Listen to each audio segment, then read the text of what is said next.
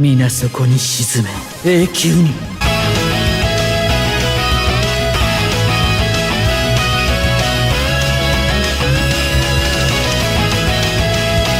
トルメンタでメンテスでメシエラ。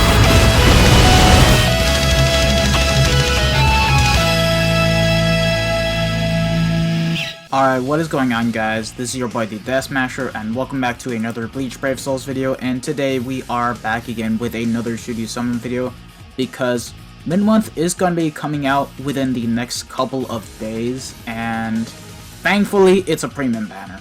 This is good because it means by the time the banner comes out, you'll be able to pull the characters from your stacked up BBS tickets. It's a small chance of being able to pull them, but it's actually possible, and they'll be featured a lot more frequently in the future banners. So yeah, we are going to be getting a brand new Fierce Battle Summons banner, and it's quite interesting. I'm not going to lie, but it is a very easy, skippable, and passable banner, because for starters, we're getting a brand new Grimmjow, brand new Ikkaku, and for the first time ever in the game, Edrad. So we finally have ourselves the very first 5-star Edrad, and believe it or not, he's actually quite good. So anyways, let me sum up the characters in a nutshell.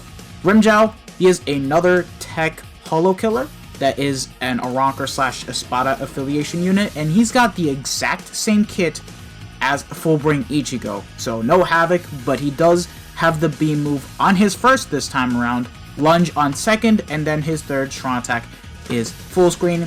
He's got 40% Berserker with a 25% full stamina damage boost as his soul trait, but still has recharge. No Havoc, which is unfortunate. Ikkaku, they made him into a speed flurry character, but he is actually quite interesting, which I'm gonna get into that quite soon. But Edrad right here, I do want to say that he's actually the best in banner in terms of being an SP based character, because he does have the same exact kit as the human killer Retsu, where he has the 2500 length beam move on his first, 800 radius distant AoE attack on second, and then his third is full screen, burn on everything, frenzy with 20% berserker. So overall, really good character despite having the human killer. Like, honestly, killers don't matter anymore, so yeah. As long as the character is given a good kit, that's all that matters, and this guy was actually given one, so yeah. Mind Human Killer, not too bad, if I'm being honest. Now, how many more elements are left to get Human Killers? I think it's just Heart and Speed now that I think about it. Oh, damn. But, yeah, pretty much. Now, going into Ikkaku, I do want to talk more about him as we take a look at the actual character, because Ikkaku, they made him really interesting because he's a flurry PvE based character, but can also work for PvP. Also, nice reference. 777 attack, literally referencing that this guy is the luckiest guy in the actual anime / manga. Holo Killer, okay, not bad. Flurry, Bruiser 40%, Berserker 30%, Enhancer, Poise, Sprinter +1, Last Ditch 100%, and Weaken Immunity. Okay, this is very interesting, and he's got damage reduction, meaning that this guy right here could possibly be meta for PvP. I'm saying possibly because I don't know. Even though he's got no debilitating status elements on any of his attacks, the fact that he's got damage reduction, he's got Flurry with 40% Bruiser, as well as Poise, inbuilt Last Ditch Survival, Weaken Immunity, and the fact that he can boost, it's like, bruh, you can easily replace Chad if you actually have this guy 5 out of 5 with 300 defense. Literally, you can use him to counter Ugram, which is saying a lot, and I gotta say, it's really insane that we are getting an actual Ikkaku that is possibly going to be meta for PvP. For PvE, he's not too bad, not bad at all. The one thing he is lacking is guard break. That is what I'm gonna say about this character, but I do feel like he was pretty much made to be used in PvP, even though he's got Holo Killer.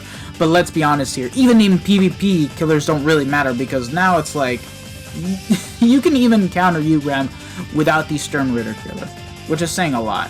But yeah, that's basically the banner in a nutshell. Let's just go over the stats and skills real quick. Grimmjow 798 SP, unfortunately not hitting the 800 barrier, which is a bit unfortunate. Hollow Killer, Bruiser 40%, Berserker 40%, Frenzy, Devastation at 60, Sprint +1, Strong Attack Recharge Time -12%.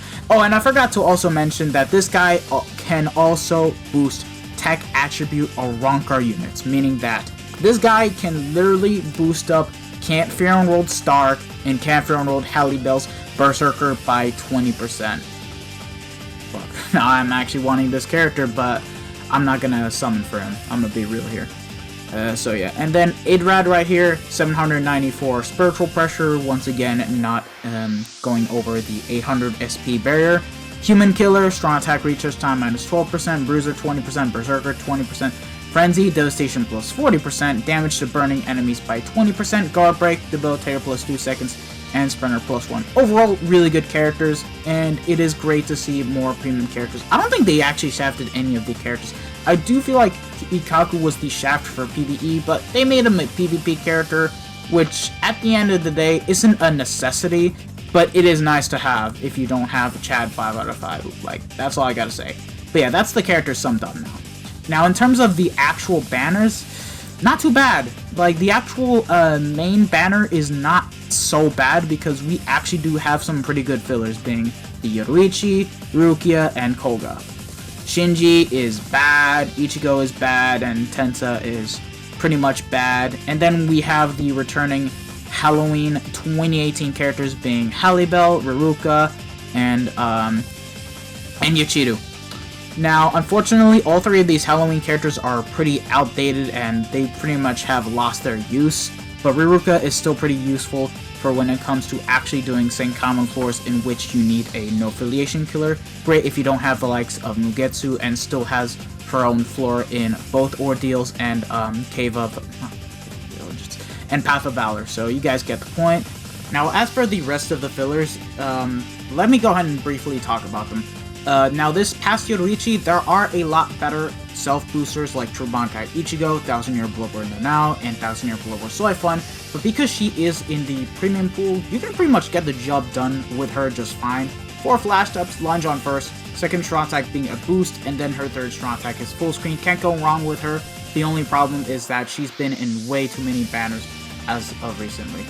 The Tech Rukia, still the best ranged Hollow Killer in the game with a 2500 length beam move, 800 AoE distant attack, and then her third strong attack is full screen. No Havoc, but you can't go wrong with this unit. Now, as for the Tensa Zangetsu, he is just a 14% recharge link for Mind. You're not going to be using him as much because he's got range collision on almost his entire kit minus the third strong attack where it's pretty much full screen. It's literally the same kit as 1000 Year Blower Eyes, and honestly, you guys will be disappointed with this character. Shinji, NAD unit with the Rankar Killer, no flurry even though he does have long reach, and his strong attacks don't even cover as much crowd control. Think of him as a way worse type of Can't Fear Enrolled Kenpachi, let me just say that much. Koga, still the best Mind overall Hollow Killer in the game, has the exact same kit as Rukia, but with Havoc, and has the 1170 radius AoE distant third strong attack. Literally, Koga still has the best kit in the game overall. Now, as for Bond Ichigo, he's just basically a ranged NAD unit without Flurry and Guard Break, obviously, and literally he is just a bonus for Chronicle quests, so no big use in this character. And as for the Halloween characters, Hallibel, she was good in PvP at one point because she had the R poise and can literally stun everything with paralysis, but now with a lot of units that have Flurry and are pretty much immune to paralysis, she's lost her place immensely and there's just better power units to run in PvP. Ruruka, I did say that she is good in Senkamen quests, however I cannot say the exact same thing about her kit where she does have a range collision split strong attack on her first.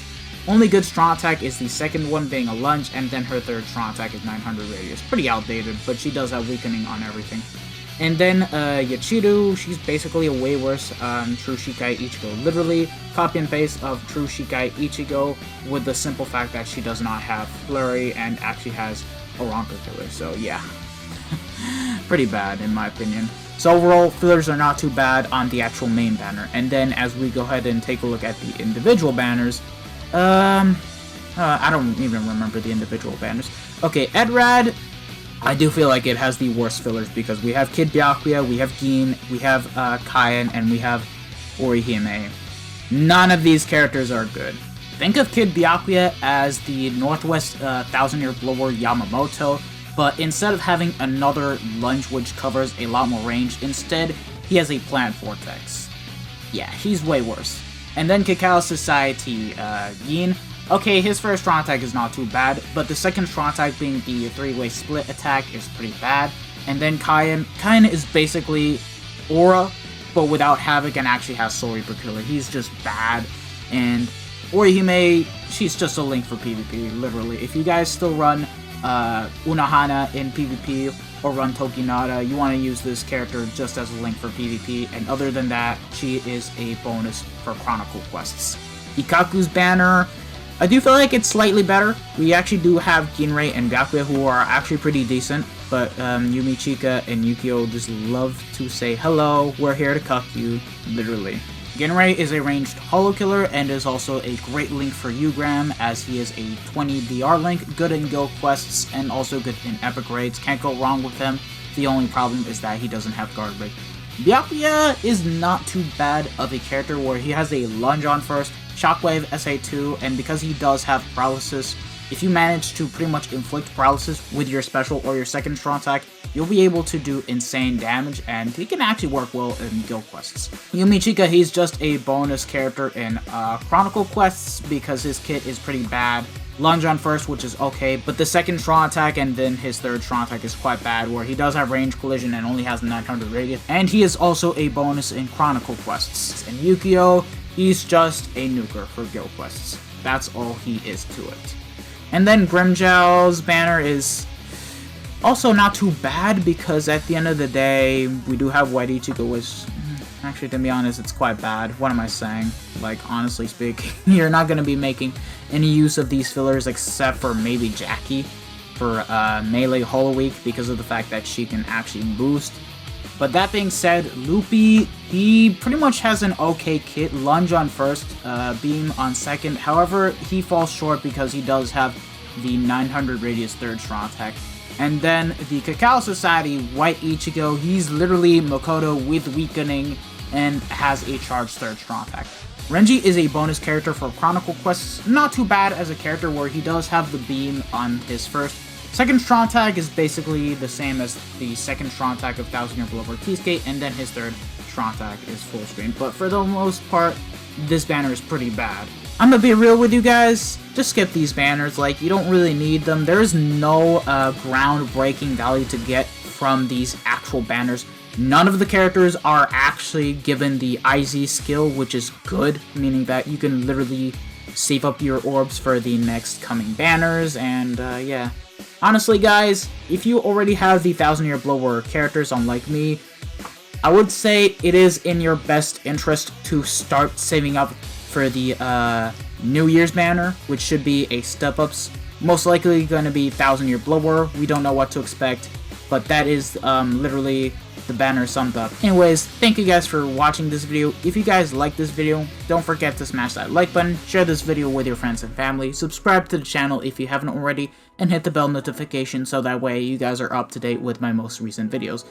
This has been your boy, the Death Smasher, and I am signing out. Do expect a character comparison between the Fierce Battle Kenpachi and Desert Society Rukia within the next coming days. Also, would like to thank you guys for the support on the 1000-Year Blower tier list, and I'm glad it went well, even though I'm still kind of biased with some shit. I try to keep myself as unbiased as possible, but hey, I'll try to make one with Canfer World when the time comes, so yeah. Peace out, lads.